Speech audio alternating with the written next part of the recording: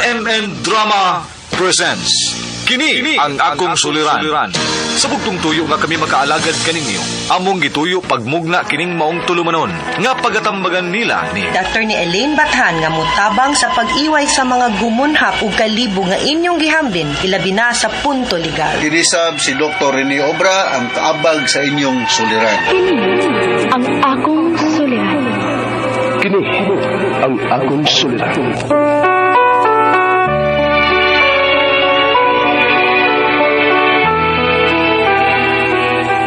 Sa atong pagkaymugso ng kalibutan, gikalawaan at ang daan sa atong suliran. Ang suliran mo'y kabahin sa itong inadlang panginabuhian. Aba na doon ay suliran nga dili mo mapasan nga ikaw ra. Nagkinahanglan kag katabang aron sa pagsulbad ni ini. Nagkinahanglan kag kahayag na mo'y mulamdag sa imong unahuna. Ug tungod ni ini, natawag kini nga atong tulumanon nga nag-uluhan. Kini ang akong suliran. Kini ang akong suliran. Mga minugbong duwa nga matapos lang sa usar kahugna. Mga kinutlo gikan sa mga suwat sa mga minahal namong tigpaminaw. Busa kung naduna kamoy suliran nga naggumon karon sa inyong galamhan. Suwata ka na og ipadala ning atong tulumanon. Kini ang akong suliran. Aron kabuhatan ka na og duwa sa kahanginan og pagatambagan sa mga bulawanang hunahuna. Kini ang akong suliran. Kini ang akong suliran. Sinumuat ni Teresa Tirul Soria, ubos sa direksyon ni Ingrid Miss Iver Tudaso. Dalit kaninyo sa RMN Drama.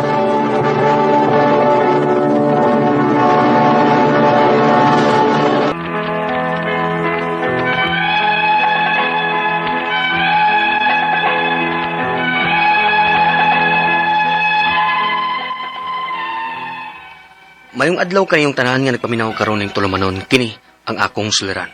Ilabi na kaninyo Dr. ni Obra ug Dr. ni Elaine Bathan. Ingon man sa mga artista nga maghatag kinabuhi ning akong suwat suliran. Ako si Adi, usa ka lutaw, taga Bambaling, Cebu. Punto medikal kining akong suliran.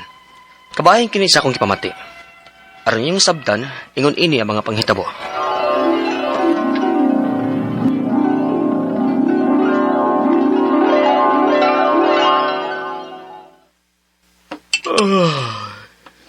Oy, Ade, nansa ka man dong.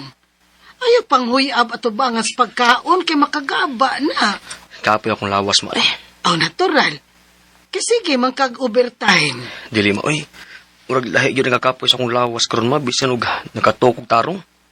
Bugat pirmi akong lawas. Kinahanglan gyud tingali na anak nga ipahuway na nimo imong lawas. Ma.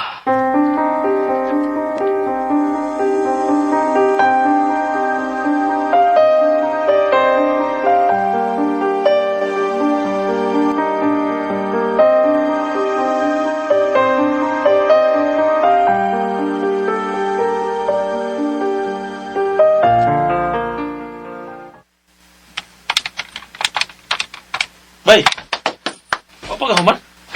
Wa pa bay. Bano na natin usaw eh. Sige malatahong kag-overtime eh. Tagay ta. Na, Ha? one batch. Oh. Teda yun. Way balibaray. Sige. Ako sinipagod akong computer. Ugmat na lang ako tiwason.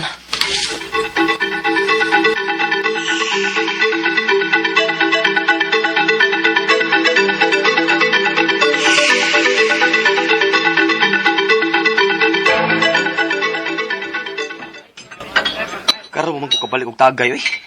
Sige na magkagtrabaho, God. Lagi. Wala kayo lingaw-lingaw ba? Ne mayo ay. Buhato ta ni sige. Bisag kausalang good sa usa ka semana. Sige ba?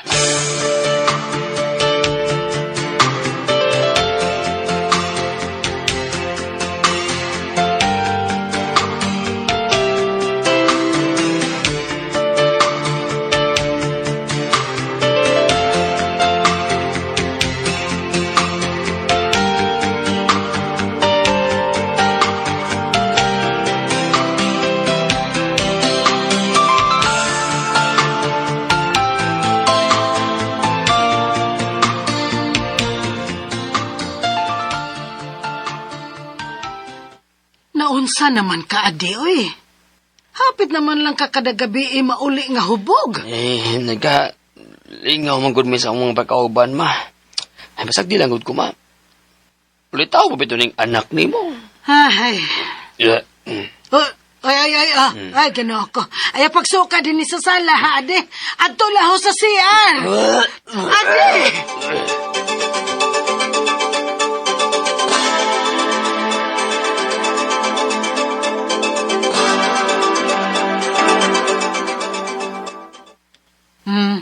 Higo pa ng tinuwa.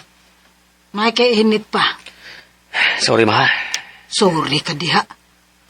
Imbes duka na unta kay ko ato gabi nawa na lang hinuon tungod kay naghipos pa ko sa imong sinuka. Ano lang ko pakiskut, anak, ma, kay padung na tao makaw. Ay, ikaw yung bata ka. Usban niya to, ha? Hehe. Tarong mo ba? Tarong, kanahan gyud nimo ay. Usban pa gyud ay nimo. Mama, sad, uy. Di ka ba madag-joke? Joker gani?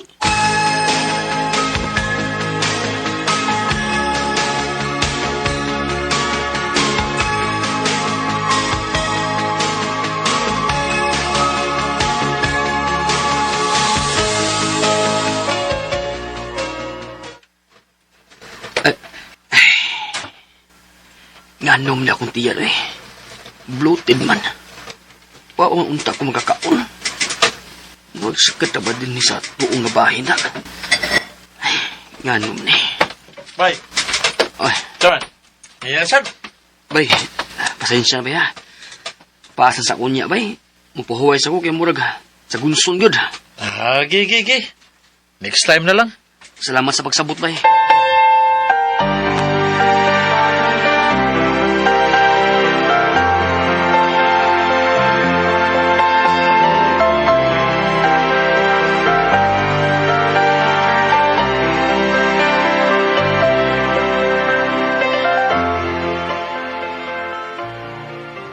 Dili ka mo kaon? O, ma? Naon sa kabaya? Nayo? Muro kag mas niniwang ron. May pangniwang na kang daan, nisamot pagyud karon. Huwag ko'y ganang mo kaon, magod. Paborito maninimo ang akong giloto, ade. Matog lang sa kuma. Mukaon ako, gutumon ako.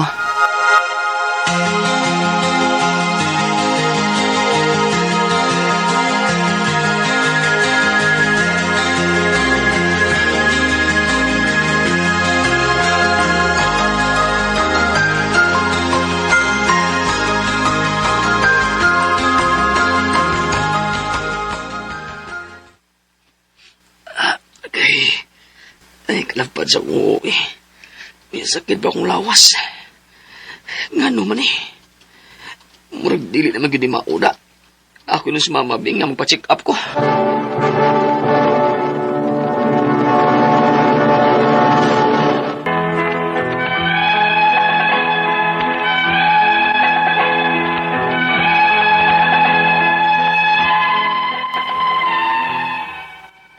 Grabe gud kasakit sa akong uo atong gayon na. Dili masabot. Murag babuak akong uo sa kasakit. Unya, asay sa sakit ang uo, naka-experience sa kog body pain. Hinungdan nga nagpauban jud ko sa akong mama aron pa-check up.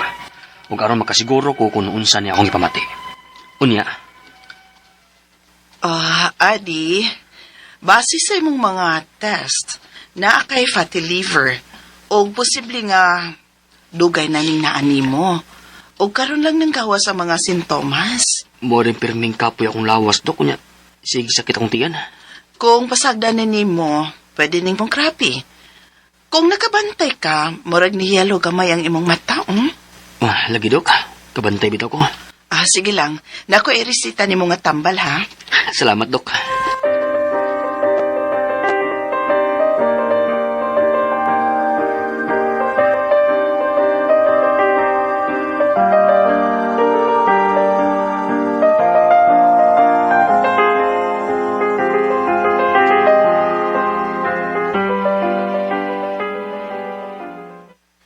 Ade, kumusta naman imong pamati, nak? Okay naman ma. Ay, tempa-tempa kadiyat sa. Unsa man ang naa sa imong bukton? Bunog na. Oh? Uy, tuod bunog gid eh. Wa mo ko may baw kung di ko gikan na ni ma. Nagsige kag inom sa imong tambal dong. O ma. Oh, tumana gid ha kung unsay giingon sa doktor ha. O ma.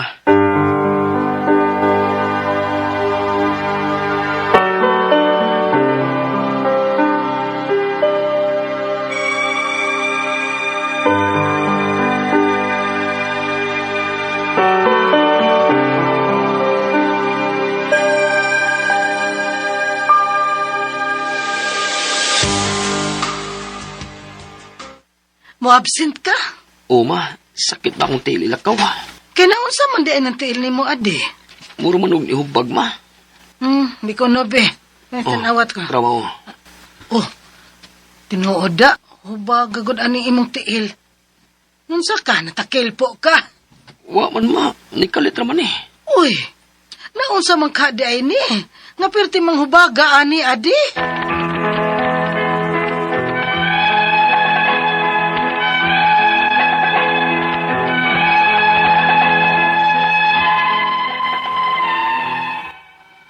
Nitumar naman unta kog tambal.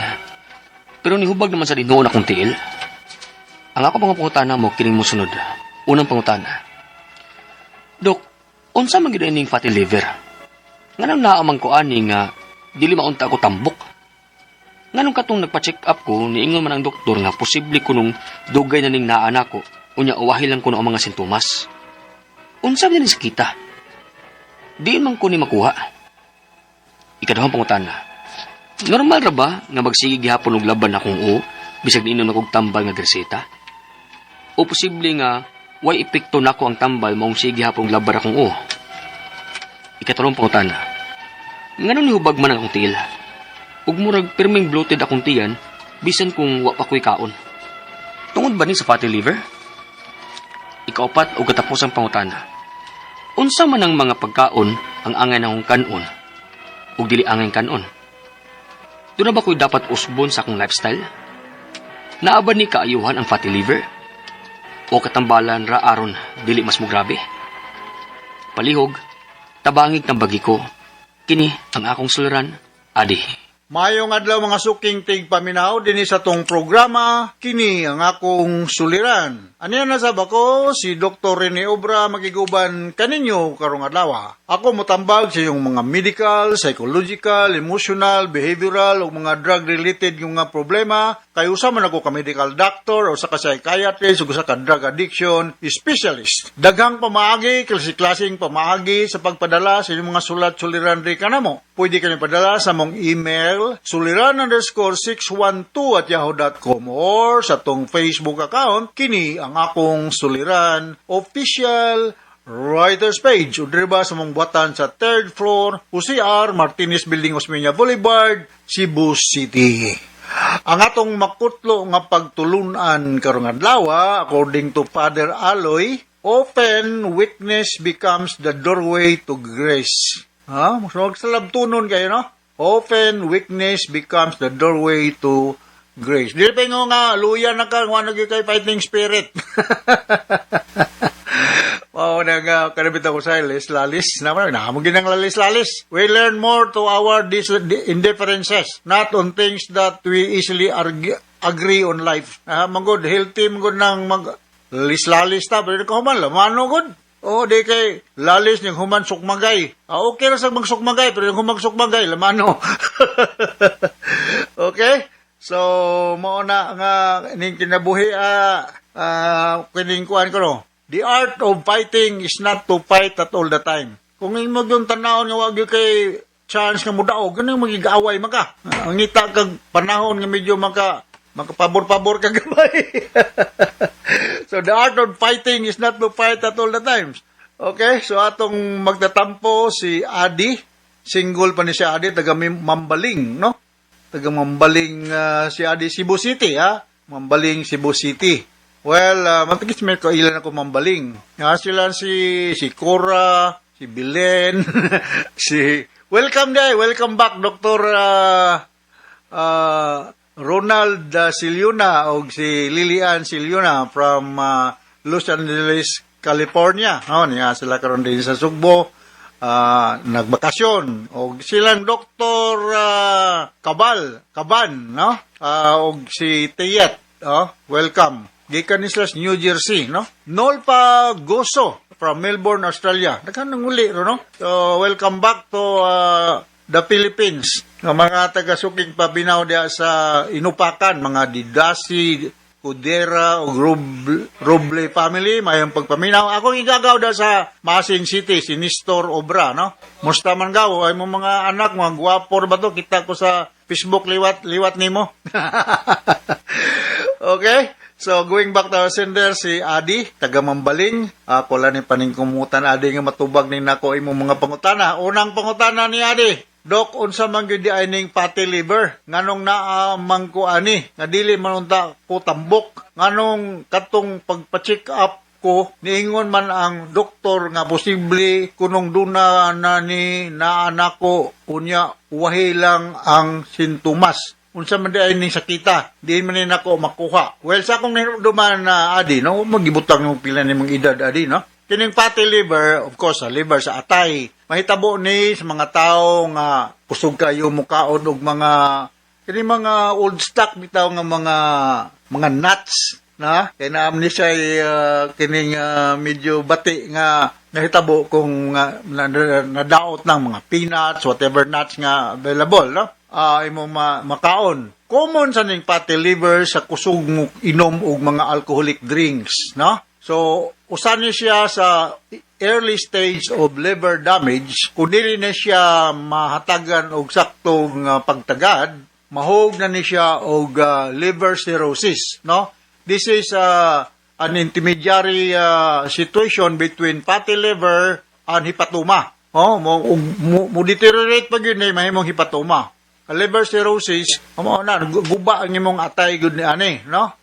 So sa may mga tilima doon, may yellow ka, ang imong mata, mong panit, mo na may yellow. In advanced cases, mag-ascites ka, no? Mudako ang imong tiyan, ay fluid, gitawag na mag-ascites. Mo na ang treatment ani sa ospital, sa mga medical center, makikita mo na na pasyente nga tagkong tiyan, no niya, gitubuhan sa kilid, isawod og usa ka receptacle sa ubos sa katre, nga kuan na siya, fluid nga naa sa tiyan is because naay problema ang atay, no?